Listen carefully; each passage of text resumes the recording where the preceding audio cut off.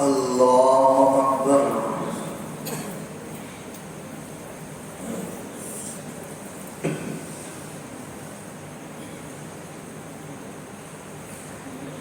الحمد لله رب العالمين الرحمن الرحيم مالك يوم الدين إياك نعبد وإياك نستعين اهدنا الصراط المستقيم صراط الذين أنعمت عليهم غير المغضوب عليهم ولا الضالين.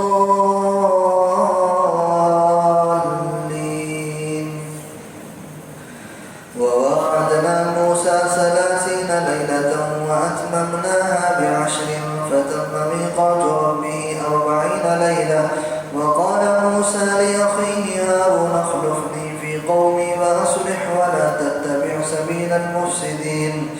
ولما جاء موسى لميقاتنا وكلمه ربه قال رب أرني أنظر إليك قال لن تراني ولكن انظر إلى الجبل فإن استقر مكانه فسوف تراني.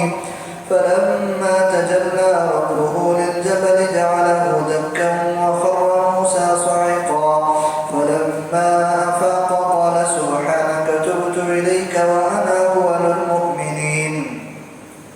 قال يا موسى إني اصطفيتك على الناس برسالاتي وبكلامي فخذ ما آتيتك وكن من الشاكرين.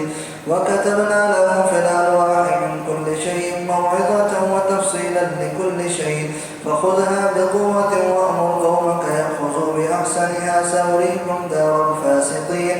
سأصرف عن آياتي الذين يتكبرون في الأرض بغير الحق وإن يروا كل آية لا يؤمنوا بها وإن يروا سبيل الرشد لا يتخذوه سبيلا وإن يروا سبيل الغي يتخذوه سبيلا.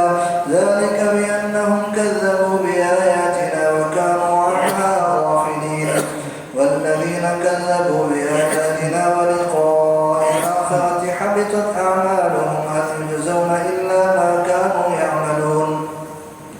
واتخذ قوم موسى من بعده من حليهم عجلا جسدا له خوار ألم يروا أنه لا يكلمهم ولا يهديهم سبيلا اتخذوه وكانوا ظالمين. ولما سقط في أيديهم ورأوا أنهم قد ضلوا قالوا لئن لم يرحمنا ربنا ويغفر لنا لنكونن من الخاسرين. ولما رجع موسى إلى قومه غضبان أسفا قال بئس ما خلفتموني من بعدي أعجلتم أمر ربكم وألقى الألواح وأخذ برأس أخيه يجره إليه قال ابن أم إن القوم استضعفوني وكادوا يقتلونني فلا تشمت بي الأعداء ولا تجعلني مع القوم الظالمين. قال رب اغفر لي ولأخي وأدخلنا في رحمتك وأنت أرحم الراحمين. الله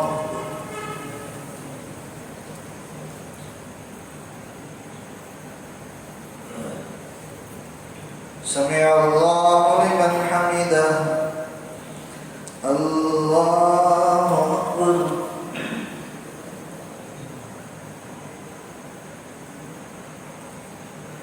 الله أكبر.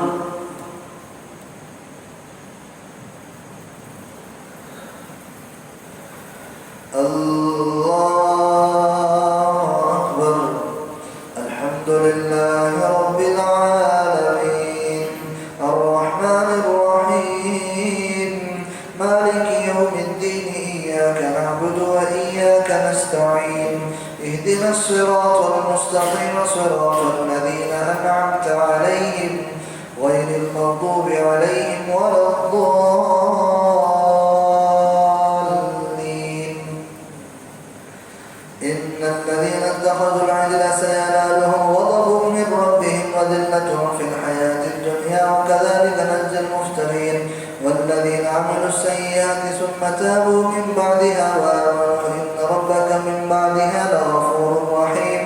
ولما سكت عن موسى الغضب أخذ الألواح وفي نسختها هدى ورحمة للذين هم لربهم يرهبون.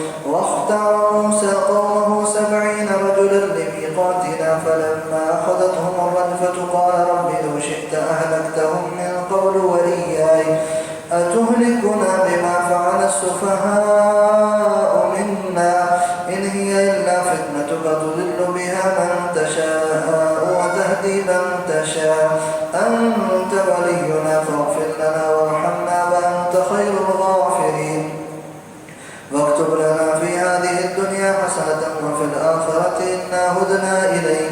قال عذابي يصيب به من أشاء ورحمتي وسعت كل شيء فسأكتبها للذين يتقون ويؤتون الزكاة والذين هم بآياتنا يؤمنون الذين يتبعون الرسول النبي الأمي الذي يجدونه مكتوبا عندهم في التوراة والإنجيل يأمرهم بالمعروف وينهاهم عن المنكر ويحل لهم الطيبات ويحرم عليهم الخبائث ويضع عنهم إصرهم والأغلال التي كانت عليهم فالذين آمنوا به وعزروه ونصروه واتبعوا النور الذي أنزل معه أولئك هم المفلحون.